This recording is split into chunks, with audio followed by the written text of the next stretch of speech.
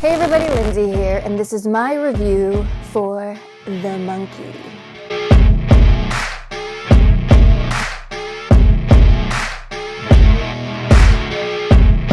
The Monkey. The basic storyline is there's these two brothers and they come across this toy monkey that their dad left them, and all of a sudden people start dying in really horrific and complicated ways. This was written and directed by Osgood Perkins.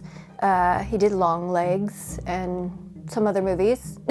Son of Anthony Perkins from Psycho. And this movie is based on a short story by Stephen King, which I have not read. We are just judging this movie as a movie, not how it compares to the short story or anything like that. We're just looking at the movie today. I'm going to say a few things, just general stuff, non-spoiler stuff, and then we're gonna get right into spoilers because most of what I want to talk about is spoiler stuff. Overall, I did enjoy this film. It had a lot of symbolism, really fun kills, and some great characters. I liked the very surrealistic moments that we get in this movie, just odd little details that are thrown in there to give this movie even more texture. It has a very biting sense of humor. Yeah, this isn't a scary movie by any means. This is meant to be a comedy. And I laughed. I did laugh. However, I did have some major issues with this film. I'll get more into detail on that later, but this film's worst enemy was the writing. And I mean, it wasn't completely bad writing. It just could have been a lot better. And just like I experienced with Longlegs, I liked Longlegs way more than I liked this movie. But the issue that I seem to be having with his movies is they start off very strong and they grab you and they show you this world that you're existing in within the context of this movie. You get great characters, and then towards the end, it just really fizzles out for me. Like I said, this movie has a ton of symbolism talking about death and childhood trauma and generational trauma. I mean, there's a lot of interesting stuff in this movie. Too bad it sucked at the end. So let's talk specifics about how this movie fizzles out for me. So going forward, it's gonna be spoilers, and there's not a lot of like huge spoilers. It's not like earth-shattering or anything, but spoiler alert. Here was my main issue with this movie and how it was structured, really. The beginning started off very strong. We get that opening stinger with Adam Scott. Funny, crazy, zany. There's the fucking flamethrower. It's awesome. And then we get into, introduced to the young boys, the two twins when they're younger. They develop those characters very, very well. They're dynamic together. The mom, some of the stuff that comes out of her mouth is pretty funny. It shows what happens when these brothers were kids and how they discovered the monkey and all the people that died, including the mom. And the one kid turned the crank to try to kill his brother, but then his mom died. And then later going forward, the monkey comes back, unbeknownst to the one brother, but people start dying again in crazy, zany ways.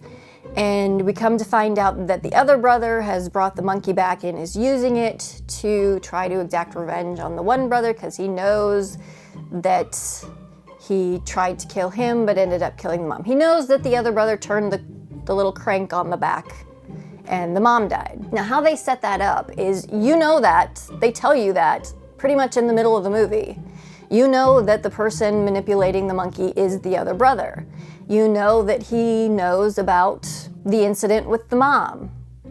So when you get to that third act, there's nothing revelatory. There's no third act punch. That is taken from the audience because we've already been given all the information. If they would have held on to the fact that it's the brother and that he knows what the other brother did concerning the mother, that would have been a good third act punch, but we don't get a third act punch, and what we get is a big third act mess.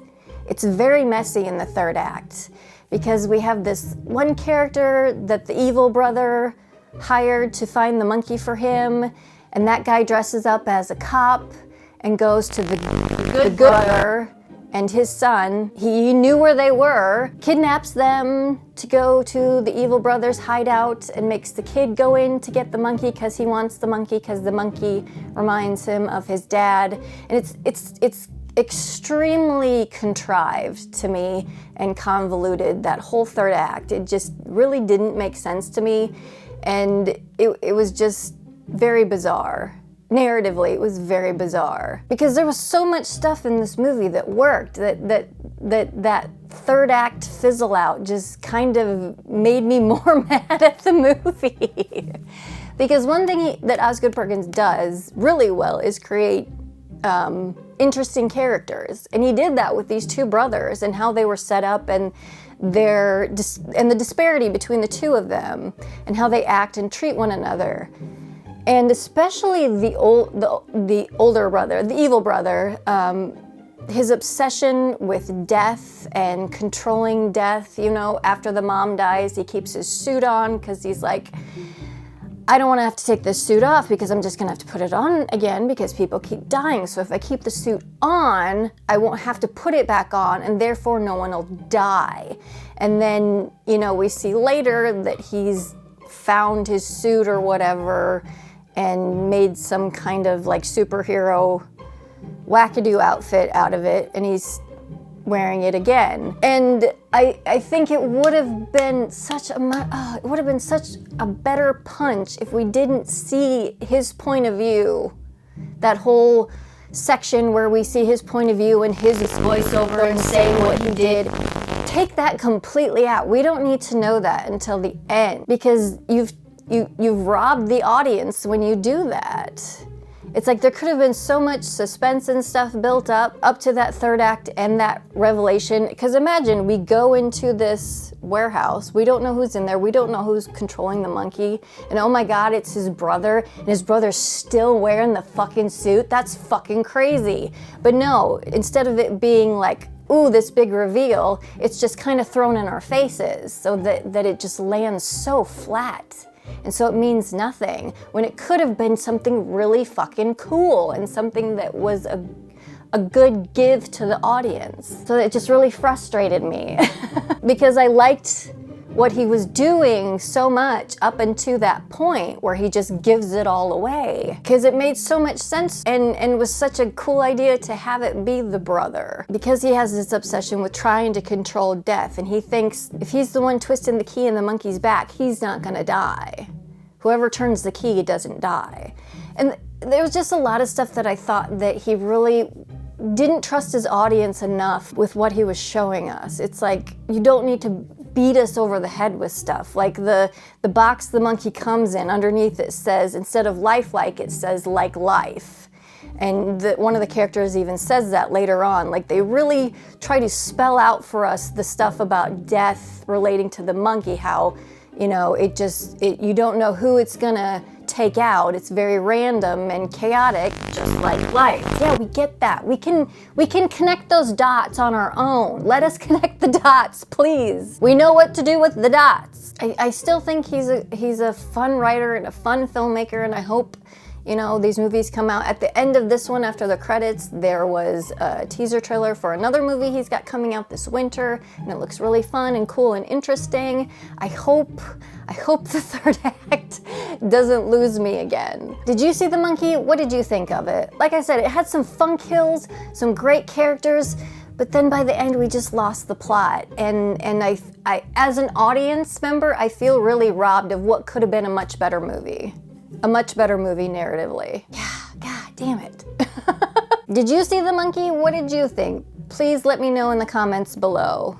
Did you love it? Did you hate it? Did you have a problem with the third act? But that is gonna do it for this little review. So until next time, this is Lindsay signing off. I'll check you later.